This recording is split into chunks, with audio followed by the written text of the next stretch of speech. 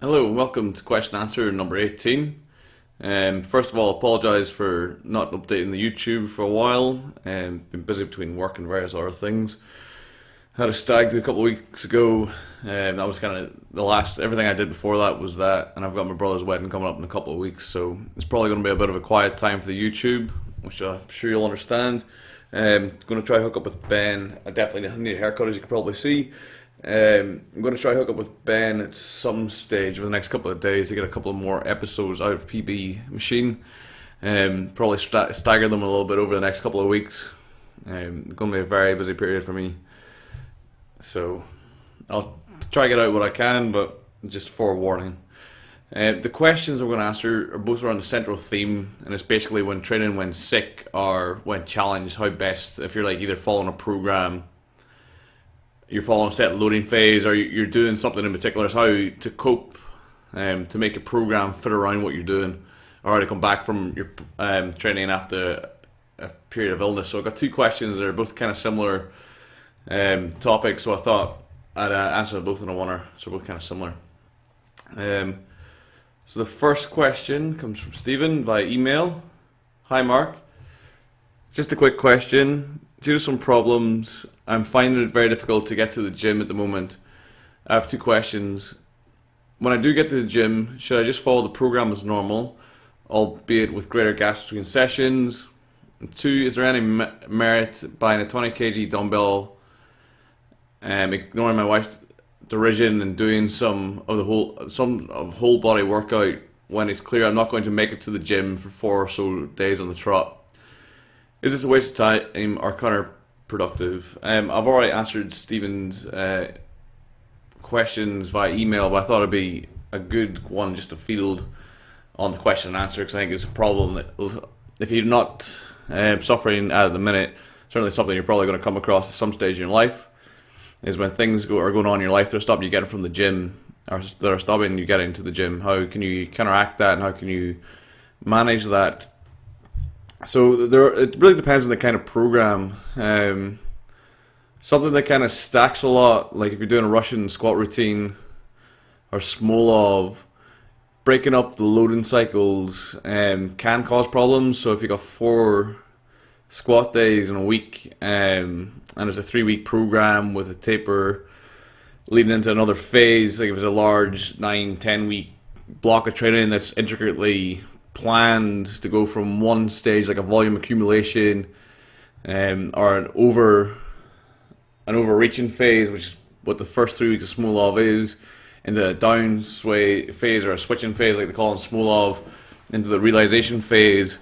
Breaking up that pattern can reduce the amount of overreaching that you go through in that period, and reducing the amount of overreach reduces the effect of the program. So like an intricate training plan, such as a Smolov, is like a 12-15 week cycle with distinct goals and objectives for the training and the way the training is organized. Having unplanned breaks in a program like that can be detrimental. It might reduce the effectiveness of the program overall. Certainly, I've seen some people change Smolov into a 4-week, 3-day-a-week program and follow the loadings like that. That works, of course, because it follows a fairly simple linear weekly volume decrement. As intensity rises, volume decreases, basically what all periodization is about. But yeah, it depends on the program. The kind of program that Stephen's doing, it's like a 3-day-a-week program, and it is it's like a 9-week phase, but it's 3-week. There's 3-week chunks. And of those 3-week chunks, if you miss a session or you defer a session by 2 or 3 days, as long as you perform the session sequentially, it's not necessarily an issue, because there's no real overreaching in that. Like the first 3-week block isn't really designed to affect the third, or the third block with like a middle block in the middle. It's kind of like a 5-3-1 program, where it's just basically it's a truncated 4-week block where there's a 3-week phase, a week deload.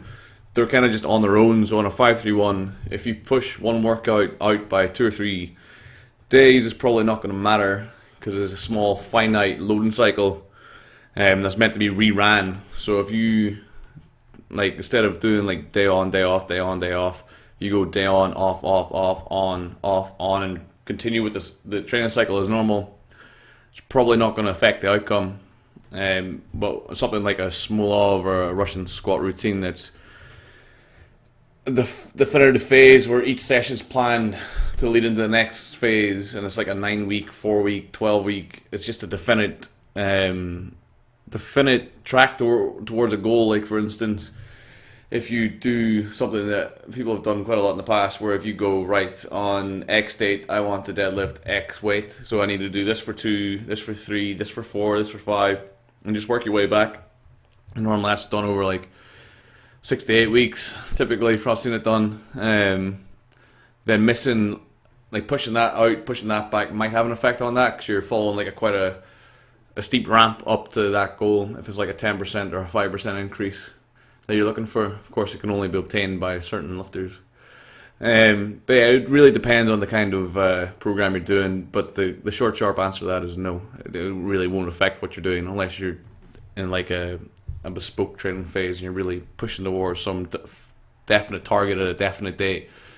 You've designed your program completely around that. Then pushing workouts here and there probably will affect the outcome, but probably not by a huge amount, but it will affect it. And then we're saying here, if you do have that phase where you're maybe missing 4 days, where like you would only miss 1 day, like you'd have a rest day and then you'd train, because whatever reason you can't get to the gym for 4 days, so you trained on Monday and you can only get to Friday. If you can manage to do any kind of exercise on the Wednesday, preferably like a resistance type exercise, so we've got kettlebell here, so it's like some calisthenics or some bodyweight exercise, some light dumbbells or heavier dumbbells, some kettlebells. Any kind of a resistance training you can do is going to help, because it's just going to stave off detraining. It's probably not going to hold your top end strength if you're doing it. Like if you're away for like 3-4 weeks and you only train with bodyweight and kettlebells, you will detrain. But if you're only like sporadically working out, you're still working out every week, but it might be 1 this week, maybe 2 next week. Next week's a good week. You get 3 training days. Then some kind of calisthenics or some kind of kettlebell training will give your body some kind of neural stimulus, some kind of resistance training stimulus of some form, whether it's mechanical, whether it's neural.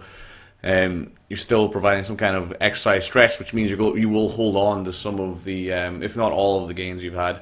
The important thing for keeping hold of the adaptations you do have is intensity, however. So if you can't lift within 80% or 90% of 1 RM, best thing to do is to train failure with body weight or with implements. So if you've got like a 40 kilo kettlebell or a 30 kilo kettlebell, if you want to maintain your shoulder press, taking that to failure will maintain some, if not all, of your strength. You'll lose a lot of the high-end skill level, like the rate coding, the intra and intramuscular coordination, basically how you lift the weight, how you lift the barbell. You'll lose the coordination for that. That will detrain. But if you train the muscles to failure, you'll fatigue the muscle to the point where size principle will dictate you have to recruit all of the muscles, all of the muscle fibers within that muscle. So if I take a 30 kilo kettlebell and shoulder press it to the point where I'll go to failure, I will retain a bit of that strength. Probably not all of the strength, more due to the skill of the lift that I'm trying to maintain than the actual physical capabilities. So if you're away for 5-6 weeks and you only have a kettlebell and you shoulder press or handstand press up to failure, weighted press up to failure, pistol squat to failure, kettlebell squat to failure, you do that twice a week, you'll drastically reduce the amount of time it's going to take to come back to lifting the loads that you're lifting in the gym before your 5-6 week break. So yeah, some kind of calisthenics and some kind of weighted is a great idea, especially for the shorter gaps. It just gives you something to do. Also, it's good for just general conditioning. Okay, Stephen, I know I've already answered your question. Hopefully that's a bit more of a in-depth answer. Hopefully appreciate it. I know you do. This is from PB Machine episode 12. I said I would get back to you, Gareth, but obviously we didn't manage to record anything last week, so here I am answering your question right now. I have a question. Recently I got sick. This is Gareth Rogers under the PB Machine episode 12. I have a question. Recently I got sick when which left me feeling crappy enough to stop my more strenuous training, try sports and some moving of heavy things, but not enough to stop me infecting my colleagues. They did start it. My question is how to start back on my routine. Generally, auto-regulation feels like the best approach.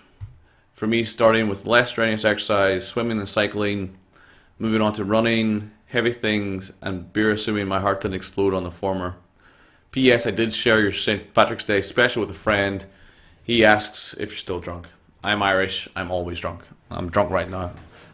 I drank like a quarter bottle of whiskey just before I started this, just to build the Dutch courage to be able to speak in front of this camera, in front of all you scary people on YouTube.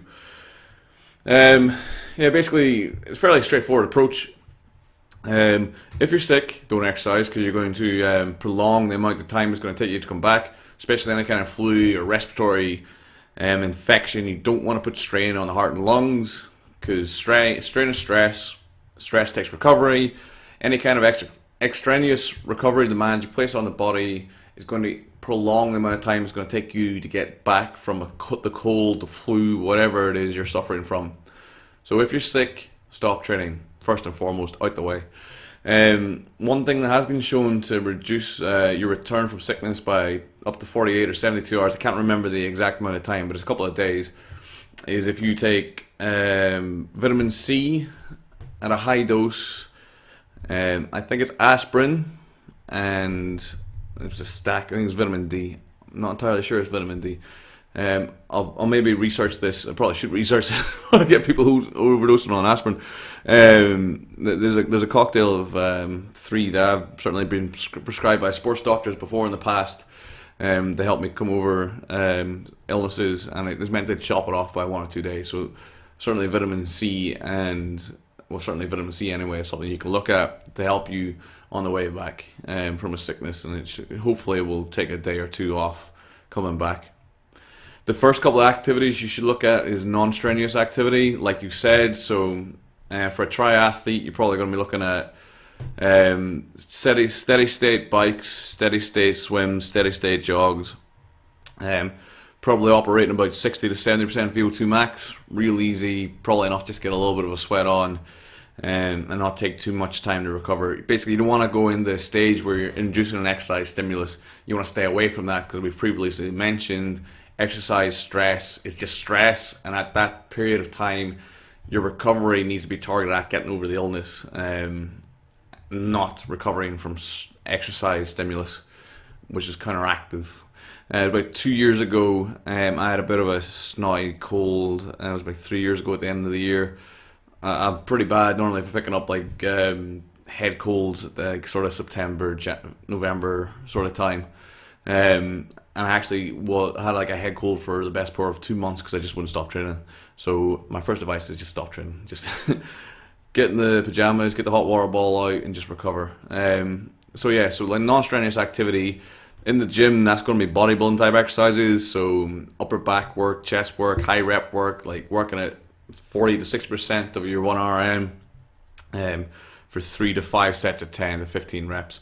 Real easy stuff. Probably not going to feel like you're doing anything, but it will help in the long run.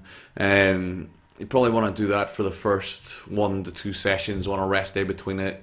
You're probably talking about the first week back, you're going to do that. Next week back, you're going to step it up a notch. For your cardiovascular activities, you could probably get back to interval training if you do that. If you do interval training, though, you want to be sub-maximal intervals, so probably operating like 70 to 80% of VO2 max or VO2 pace. For lifting, you get back into the proper strength stuff, but you're probably looking at more of a technique sort of session, so like a 5 sets of 3 at 70%. So again, not enough to really get any kind of stimulus out of it, but something just to reintroduce yourself into that training. You're probably going to feel it's pretty tough the first time you come back at it. If you've been off sick, then if you start working at 70%, you're probably going to start feeling it. And then the next week, you can probably start your first week of proper training back. So any kind of base work you're going to do for a conditioning block, or any kind of base work that you're going to do for the 3 or 4 week lifting block can be done then. So you're talking like your 5x5 at 75%, 6 set to 6 at 70% for weights, like 4x6 at 75%, that kind of 70-80% range with a higher volume. You can start doing that. You're probably going to need a longer rest period because you're probably still not quite over it. But it's volume work, and the same for the conditioning as well. You can start getting into your super maximal VO2 max stuff. Like you can start getting your 90-100% of VO2 max pace. For running, swimming, cycling, whatever it is that you're doing, and you can operate at that level at a slightly higher volume, and then over the next 3-4 weeks you can start ramping up into a proper training cycle. So you're probably talking like a 3-week staggered approach after you've fully recovered probably from the whatever ailment it was. Probably best not to, like if you're 90%, 80%, you're not quite over it, it's probably not the best idea to hammer in straight away because you're just going to prolong the process. So the single most important thing at that stage is just get rid of the illness.